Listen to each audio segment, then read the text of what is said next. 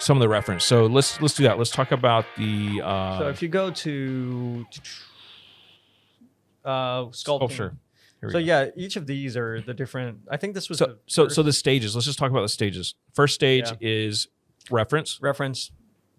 Usually, again, if you're going to do it properly, do a drawing. Hand drawn. Yeah. Of course. Where you have the actual, like you draw over layers where you see. This, for some reason, is what we chose to cut out of the. I remember it was a timing issue. Yeah, no, I know. I'm just saying this is the stage we chose to cut out. Yeah. So I don't know if it's the right one still to this day, but I think it would have helped if you actually had drawn out like a person, the actor or whatever, and then you did layers, like with clear plastic where you can kind of put on over the person, so you can kind of see like the rigging layer, and then you can kind of see the body, the hair, so that I think that would have helped the clients understand like, oh, this is how it fits on and why it's the face is a little chubby. Now, retrospectively thinking, I think it best is if you get like, I don't know, for me, is if you get like bigger people, buff kind of dudes, because with the extra shoulder width, the heads feel more proportional. We did. And he got COVID. Oh yeah. And so that's true. Yeah, we did. I did. Yeah. I chose someone for the cheetah. Super buff. Yeah, that had, he went to the gym regularly, right? Yeah. He had big muscles and shit, right? Yeah. Like he was and then he got COVID. And so he couldn't because we changed a date, or he got COVID, something like that. He got COVID. Yeah. And so we got one of our staff at the last minute to actually put on the cheetah suit. Yeah, that's our equipment manager. our rental equipment manager. Yeah. He's actually the cheetah in the commercial. Yeah. I think this is like his first month working for us too. He's Yeah. kind of like, what are you guys what are you doing? But he thought it was cool because he got to see these commercials all over Bangkok. Yeah. Where he was in it, but no one could see that it was him, right? So he was literally all over. He's plastered all over the train where all the commercials were showing. Yeah. But none of his friends knew it was him because he couldn't see it because he had the mask on. So yeah, he probably is telling girls like, "That's me." Yeah. So I think this is if we look at the date, this is the first round of sculpting. Right. So let's just quickly talk about those stages. So first we have. You would have some sort of drawing reference. No, you do reference, and then you let the artist draw. Yeah. Right. And then from there, you would go to sculpting. Actually, before sculpting, they have to do a mold of the talents. So yeah, well, that's what they do the sculpting around. So if you look at I view that as part of the sculpting process. Oh, okay. So if you guys look at the, do we have I think we have Creature. If you go to Creature Studio, there. So that's okay. So here's our talent. This is our Birdman. Yeah. Yeah. So, and then that was our rabbit. But here, so you can see that they're applying. So she's got her swimmer's helmet or whatever it is on, right? Yeah. And then there we go. So this guy, they're covering them. For some reason, he only has a plastic bag. Yeah. So they're covering them, right? And it's like plaster of Paris or whatever. I think, yeah. Right. Something like that. So the reason they do this is so they can get a good. Well, it has to fit them, right? Yeah. Like basically, it's almost airtight. It has to fit them exactly. So they're getting a mold of his head first. Because otherwise, if it fits everyone, it's got to be bigger. Yeah. Right. So this is how you get the most, accurate. Yeah. And also, like whenever you're running around and if you got to run to the car in the commercial and run back, like you don't want the head flopping around or whatever, right? It fits you. Yeah. And then also like they needed to fit on the neck because we wanted it to go down too. Yeah. It went down into the shirt. So yeah. It felt like it was seamless. So the whole, and then there they wrote Nok, which means bird, so we know that's one for the bird. This is the original cheetah guy. That's the rabbit. Oh, this is the original cheetah guy. Yeah, that's the original cheetah guy. He got COVID, sadly. Okay. And then it comes out like that. Then they kind of use that to make a mold. Yeah. So this is their process, however they do it. So yeah, they let it dry, cut it off of them, right, and then they use it to make the mold of the head, which is what we ended up seeing here. So if you go to sculpting, right? Yeah. So underneath that white bit is the mold of the person. Yeah, their right? head and their and you can see that this cheetah is not at all what we had, right? This one was frumpy and frowny, and I didn't care for it, so I had them resculpt it. Yeah. And then there was a whole process. There's a lot of conversation about, like, for instance, this. I have PTSD right now, man. It's like remembering this whole process. The sculpting process was so difficult, man. Yeah, it was. These are all the first versions because this is not what they look like at all. Yeah. Sorry, I cut you off. No, but exactly. So it was very difficult because it was also a learning process, right? Like he was trying to explain, well, I'm putting fur on here so you can kind of see how thick it is with the fur. Yeah, you can only see like 80% of it. You got to imagine the other 20%. Yeah, so like he was trying to do lines there so we know, okay, that's kind of where how thick it would be with fur. And then we were like, oh, can we bring the cheeks up and stuff like that? Right. And then it started getting into these conversations of, well, if you move that, then it hits this part of the person's body or something like that. So this is still the first round. Yeah, I mean, look at that. Like this, I said no to this one, obviously. Like, look at the eyebrow. It's lower than that. It looks weird, right? So I don't even think I could show this one to the client, just to be honest. And then this is a second round. So the cheetah, as you can see, the neck looks more slim and longer, right, from the side. Yeah, it looks more like a proper cheetah, almost a panther, I feel like. But so the whole thing is it did feel like a panther. And I believe what I did is I took that photo and then I superimposed an image of a cheetah on top of it in Photoshop, right, and skewed it, pinned it. I think it's in comments. You can actually see. Okay, great. Yeah. So that they understood what it felt like with spots on it. Okay, this is after we had fur. Sorry. But then, yeah, that's the next process is once we had fur, we need to. So let's just go back to the sculptures again. So this was second. You can see the difference in the cheetah for sure. But then we had issue with the mouth, right? It was the cheetah's mouth was too short.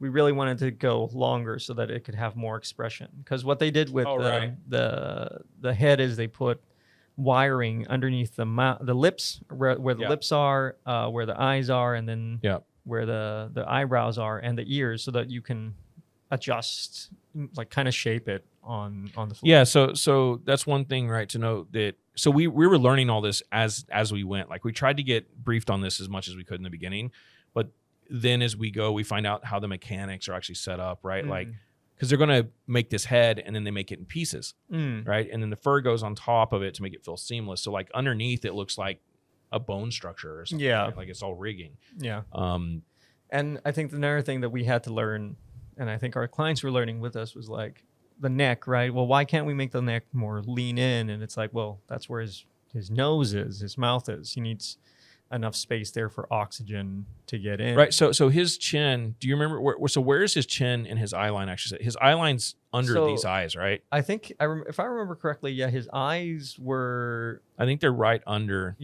this, right? The person inside. Yeah. And then his chin almost goes down into the neck. I think his nose is just where the neck meets the jaw, and then his mouth is underneath that. So that's why they did the mold, right? So they can know exactly where his. It has to go out there because you have to have room for his face right here, right? Yeah, something like that. Something like that. Yeah, like the back of the cheetah's head isn't actually the back of the guy's head because, if you use the actual back of his head, there's no structural support there. Right, and when you open this up, you can't have his face. Inside it, right? You got to show an empty mouth that has a tongue, teeth and tongue and everything in there. Yeah. So Yeah. So like there's actually a lot going on underneath that mask, and the poor guy. Here's a really good example. You can see that with the bird. Yeah. So I remember the bird. It basically fit like almost like a cap, right? Where the beak and stuff was right at his forehead. Yeah. Yeah. You're right. Yeah. Yeah. So the head goes up here, like that. Sort of. This is like the bill of a cap almost. The bird, the beak. Right, is almost like the bill of a cap. Yeah, and his face is actually right in the neck area. Yeah, and as you can see, like the eagle, the guy who played the eagle was a little bit thinner. So kind of like once his fur is all there, he has very little shoulder left, and that was one of the issues, and it kind of affected wardrobe as well. Yeah. Rabbit, we never even got into those challenges because I think we cut it. We did fur it actually. Yeah, no, I'm Got saying to the point where it had fur and all that. did we? Yeah, Yeah. we did. Yeah. Hang on, let's see. So so here's some video of it. Yeah. Where you can see them sculpting it. So this is the third round of revisions. This is like less than a week later, if I remember correctly. The clients were kind of happy with the rabbit at that point, if I remember correctly. But yeah, actually, the rabbit got approved, and then we didn't use it. Yeah, but it was the cheetah and the bird that had issues. So what you can see is like where the eyes are. Those are just kind of placeholders because they're gonna actually take those out and put in basically glass large eyes. Marbles. Yeah, that look like eyes. Yeah. Yeah. So that they can turn the eyes in different directions and stuff. So there's the cheetah. This is like the final cheetah. So, yep. Again, looks even more thin. We decided we're gonna have to put like very thin fur on it. And then we made the ears smaller. I remember your comment was it looked too much like a bear in the with the big ears it did. Yeah. Yeah. So that was the cheetah. And then and so some of the things like I did this like these indentions to kind of help sell the shape of it a bit more as well. Yeah. I think another thing that Jang did that was kind of cool is he incorporated like the position of the eyes and stuff. If you notice, like on actual animals, it's not frontal facing, right? This was the big challenge. Yeah. Right. A lot, or the bird. Yeah. The cheetah is. It does. They do face forward. The birds, was on the side. The birds, actual bird eyes, like on an eagle, right? They're on the sides. Yeah. They don't face forward like this. So that's another thing where, you're trying to like, so the whole issue is not so that the person could see forward, right? It's so whenever that person is walking around and acting, they don't have to turn to the side to look at the car, right? Like they can point the head in the direction of the car because the eagle is inspecting the car in the commercial, right? So it's literally designed for that specific shot. Yeah. But also there was a point where we were talking about like why the eyes need to face forward is because once the eyes are facing sideways, right? Oh, you can't shoot it head on. That's what. Yeah, you can't shoot it head on. And the other issue is it's very jarring to see. That's what I'm saying. Yeah. It's funny. It's scary. Yeah. It looks almost alien, right? Yeah, it does. Yeah. Okay. These are some of the comments on like the second to last round, right? So like it's just positioning and we did measurements where like, hey, we need the necks to go in like that. The eyes right now aren't symmetrical. We want the beak to come in. So we did these kind of symbols to help guide the sculptor.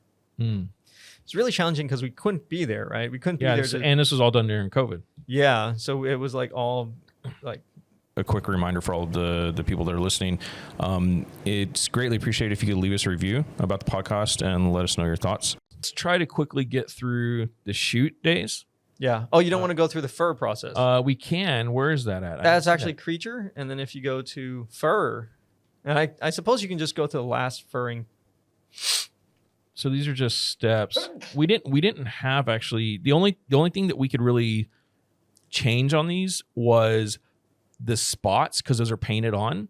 Yeah. And then the bird feathers. I remember there's 3 different sizes of bird feathers we could get, right? Yeah. So because they're using, I think, real bird feathers. So some of them are synthetic. So some of them are synthetic. Chicken feathers. And they're using chicken feathers as well. Yeah. So if you look at a bird, right?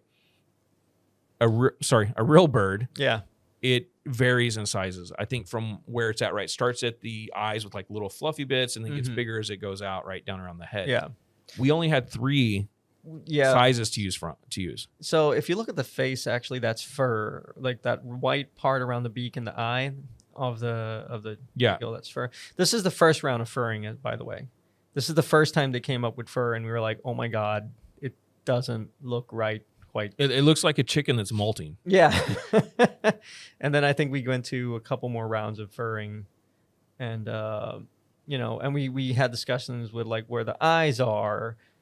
In this line there. Yeah. On the cheetah, this line affected really how funny or how aggressive he looked, right? The more you move it back, the bigger his like mouth became and it looked funny. And then I remember if we moved it forward more, the more like aggressive or it looked more too much like a bear or something like that. Yeah, something. So this is the first round like of furring. Let's just jump through these real quick because we're actually gonna go over our time limit. Yeah. The eagle. I remember we adjusted the color of the eyes of Yeah. the eagle because it was just, we looked at references and their eyes are actually kind of white-ish, right? Yeah, we did change that, I Yeah. believe. Yeah. So these were some. And here's these are just notes I was giving back at some point. Same thing with the rabbit. We didn't use it, but Yeah. it would have been cool, man. We still got it. We could. I thought you were going to use it in Hellhound. Yeah, I thought about it, but it didn't happen. I didn't have time to figure out how to make it happen, man. I can put it in the credits. Yeah. I think this is pretty much everything. This is the sheet of. Yeah, it's one of the old ones. That's I think, and this is the last round, I think. Yeah, so where you could see the different expressions of the mouth and the ears and whatnot. Yeah, and then like the tongue there wasn't painted yet, but yeah, and then you can see kind of like, the eye of the eagle is changed, adjusted a little bit. This one was really hard because like you can only really mess with the eyes and the mouth, like the top lid of the eyes for the eagle. Because birds don't have, like, their cheeks and stuff don't move back or anything, like they lose a lot of their character, right? That a cartoon would have, trying to make it feel practical or I'm sorry, like a real animal. Yeah. And again, like, I think we did good though, man. Like you can see the different expressions on the face. Yeah, no, I think it looked great. And one thing we learned from this process was. We even put teeth. I forgot about that. Yeah, man. One thing that we learned about the process is actually like if you're doing animal sculptures and stuff, they actually have only a few angles that look good. Like if you wanted to be, if you had the budget and you wanted it to look, and you had the budget, you had the time, you could actually sculpt them specifically for shots. Yeah, for shots, right? So that it looks really good for that. That would be the best way to go about it. Yeah. But yeah, alas, we didn't have that. But still, that requires a lot of budget, a lot of time. Yeah. Because you're making actual real storyboards in real life at that point. Yeah. It's really cool. Pretty much. Because you have to kind of like make the actual angles work, right? But this whole process took like 2 months, right? Maybe 2 to 3 months, something like that. Yeah. Just to make, and that was like a rush schedule. Yeah. So FYI, if anybody's watching wants to do that, just I mean, it's we've done it now, so we can definitely do it again. Yeah, no problem. Exactly. So that was the I might add that when we got actual dates, we still made the deadline in the end. Yeah, I think their broadcast dates and all that. So exactly, and I think it was. Like post-production for that was crazy. Doing the sculpting was the most crazy thing. Yeah. Let's jump to production. One thing before we get into production, can I just mention, I think it's worth noting for anybody who's like watching this to learn, is when you have the heads on, thing that follows, and I think a lot of people forget, is wardrobe, man. We had to like basically remake the wardrobe to fit the of course. Yeah, because your head, right? The neck's that big. Or so the neck is larger, right? So you have to custom make the collars, right? Cut it out and re-sew collars that feel good, or look size appropriate. And then I believe also getting the head on and off is it's a tedious process. It's like 5 to 10 minutes or something maybe. And so you're also trying to figure out for wardrobe, does it need to go over the head, or do they have to put it on before, or does it have to like cut open in the back? Yeah. I believe 1 or 2 of them had 2 different openings. We remade the piece, and then it closed in the back, and then another one didn't close in the back. Yeah. Something for our shooting schedule, because we were, I don't know, to fit timing for us. The t-shirt for the polo shirt, if I remember correctly. Yeah. Had to redo the collar, and then they had to have a certain way of putting it on so that they could put it on after the head and then zip it up or something like that. On the side where it wasn't seen. Yeah. Right. And then I feel like there was another angle that we were shooting, so we had to make another one with the zipper on the other side or something like that. We had like 2 or 3 different polo shirts for the cheetah. Yeah. And then the bird basically was one or two. I think it was one that zipped up front, one zipped up back, or something like that. Yeah, just so that you can hide all the seams. Let me use this to segue into production real quick. And one of the cool things actually about this, right, is like, so when you're shooting, you had this guy with this animal head, cannot see, right? All of them, none of them had visual. Yeah. Right. They could barely hear. I mean, they could just hear muffled, whatever. Right. They can barely breathe. Yeah. We had to put oxygen. Well, yeah, there's an air con tube, right? Like an air condition, like cold air that we were feeding into the beak. Yeah. Yeah. Or into the mouth of it to cool them down inside. Yeah. In between takes. And they had to have a guide, right? They had to have a PA stand with them all the time because so we're rehearsing, right? All the normal talent or all the talent, that do not have anything obstructing their view are able to hit their marks, act normal, do their job, right? And then these guys are having to count their paces out and then step back so that they can count their paces walking forward, right? And they're trying to remember what to do. They can't see anything, so there's no reference, there's no visual for them. Yeah. So that was another challenge, right? Like especially like when you have like a car moving in, and he's like waving at the car, like he can't see if the car's headed towards him or not, you know. So like there's safety as well, right? That we had to be very particular about and so on. I remember being concerned the Eagle would get hit by the car. Yeah, I know I do too. That's why and it was a lot of movements, right? And we were rushing against time. We had a dolly move. For those of you who were watching, all of that was shot in 2 days. Yeah, all of that was shot in 2 days. The cheetah did not actually drive the car. Yeah.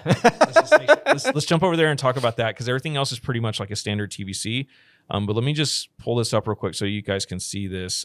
Eric, we don't need any sound on it. So this here, how we shot this shot, right, is we shot the actual vehicle being driven, right, from another car already, right? Just whoever it was, right, the driver for the car or for the truck, right? And he was driving that. And then we shot green screen. Do we have behind the scenes of this? This is day 2? Day 2. That was day 2. So we have... So here we have, you can see that we're shooting the actual cheetah in the car. That's for another shot. 1 second. Let me find it. Okay, so here we go.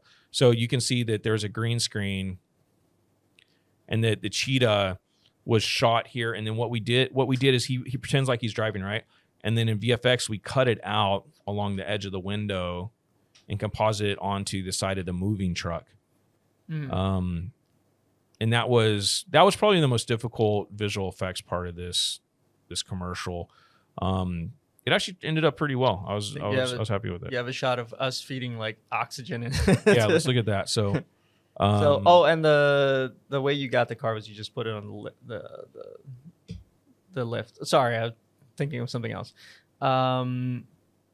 Where was the oxygen shot? I think it's towards the end, so people can actually see like. How the guy in the bird costume survived. So this is cold air coming in, right? So in between every take, needed to put so it's one serves to add oxygen into the mask, right? Well, and then he can breathe. It's not airtight, and that. But there's limited like air in there. I feel, and the other thing was also like, how do you say it? We didn't want him to go into shock because it's super hot in there. And it's in Thailand, which is hot already. And it's in a car garage. Yep. Yeah, so it's really hot. But yeah, that's inside an insulated, insulated mask. Yeah. On day 1, he was in the middle of the hot sun. That's actual equipment manager / cheetah talent. Yeah. Our storyboards. Yeah. Wardrobe. Yeah, COVID testing. COVID testing for everyone before the shoot. Yeah. So this is one cool thing. A lot of people that don't do commercials get the opportunity is you actually have your storyboards. I suggest everyone do this, by the way. One thing, when you're working with clients on a commercial, keep storyboards there and get them to confirm frames as you go. Yeah. This is something that helps so much when you're shooting a commercial. Once you get it and you get a verbal, mark it off like with the red marker in front of them. Yeah. So that they see that has been done. Yeah. And that we're now moving on. Right. Then whenever they come back later and if they say, hey, we need to do this shot, it's like, oh man, I'd love to. We've moved on from that. Yeah, already. we marked it off already, right? Yeah. You can even signify, you can use it. It's basically an evidence that was put in front of them. Yeah, yeah, and I think that makes them really think about, am I okay with this yet? Yeah, exactly. Right. Yeah, so that you don't. So the whole thing is not to just get them to like say okay to the shot that you wanted them to say okay to. Yeah. But it's also because if you move on, the client never understands, and this is just because it's not their industry, not because they don't want to or whatever. It's just like we're the experts in that. They're the experts in creating whatever they create, right? Their product. They don't want to, or we can't go back, right? It's time to break down, move setups again, like, you know, and then there's OT, and then that's a whole conversation with the client about that, right? So yeah, you're right. It definitely helps them understand whether or not they're actually ready to move on from that shot or not. Yeah. And I think one thing we did really well with the call sheets for this is we put down times, right? And we send it to the client so they can see shot 1 needs to be done by 9 o'clock. Shot 2 needs to be done. And that not just a start time, but it has an ending time. Yeah. And so they see that, hey, setup. We've planned it. So if we can stick to this, like as long as we can start on time, right, and everything kind of works pretty well, right, the matter of approving it to get to the next thing is up to them. So that's kind of, I would say that pro tip, right? Like make sure your clients know your schedule so that they're aware, they're reliable as well. Yeah, totally. Yeah. All right, let's just go through these quickly, and then we'll we may have to talk about post on another day. Yeah. Some more behind the scenes. Our client. Oh, this thing was shot on Komodo. I forgot. It wasn't on Alexa. Yeah. Yeah. Clients. I think that was that moment when they were showing the phone was the moment where we're like, okay, Indonesia, can we wear this kind of this kind of outfit? And I was sitting there like, yeah, you're on. Good thing you had your mask on because your mouth was like saying words that you're not allowed to say, right? There's a setup. So this is actually relatively small, but this is what goes into shooting a single shot on the car of the person. Yeah, like sitting there, a single close up of their face. Yeah, trying to sculpt the light. I think this was the shot where she's lifting up the phone to press. Oh, and then stills. So another challenge about this was we had to shoot still frames at the same time. Actually, let's do another podcast on that, and we'll talk about it. But so we had to shoot these ads, right? They were all over digital marketing, all over the place. We saw this, right? So we would shoot video, and then in our schedule we had another 30 or 45 minutes to shoot stills as well. So, right. So the video camera would hop out, and then the stills camera goes in and shoots. Yeah. And then obviously, like if we could shoot stuff with the bird at the same time, the stills camera would go shoot with the cheetah, as long as talent and everything wasn't needed in both scenes, right, to try to save on time. Yeah. But that was a whole other this whole challenge. process was very shot. We did a lot. I think this was the hardest shot. This. Yeah. Like in terms of racing into the driveway. Yeah, in terms of stills, because like me and Eric. Yeah, let's get Eric in the next podcast, and we'll talk about this. Yeah, this was a whole other monster to deal with, but it was fun. I think this job was, and that hand there is mine, by the way. Oh man, you know what? Okay, we got to cut it.